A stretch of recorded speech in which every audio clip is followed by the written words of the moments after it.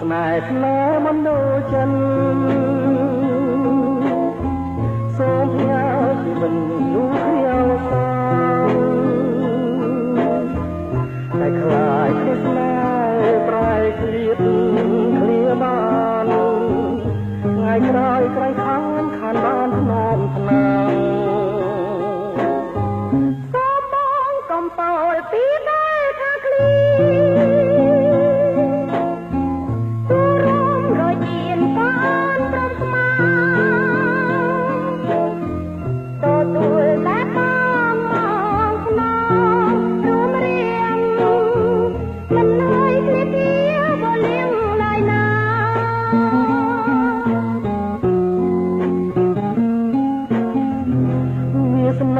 សត្វលោកមិនទៀងទាត់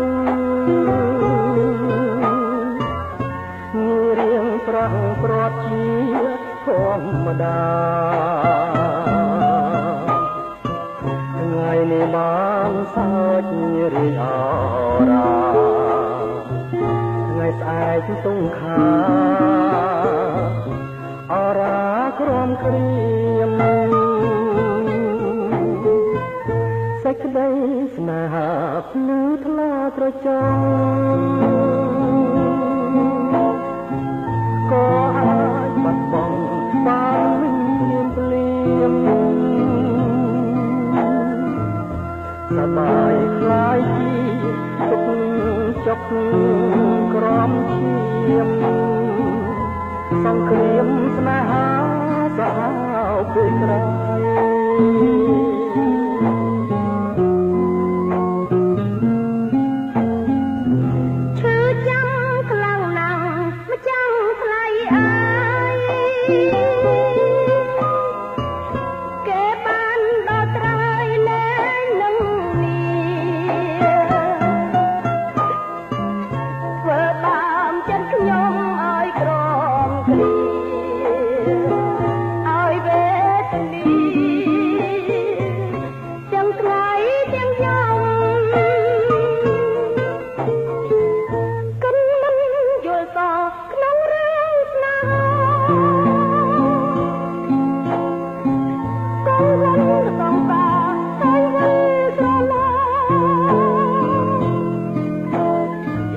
ម្ដង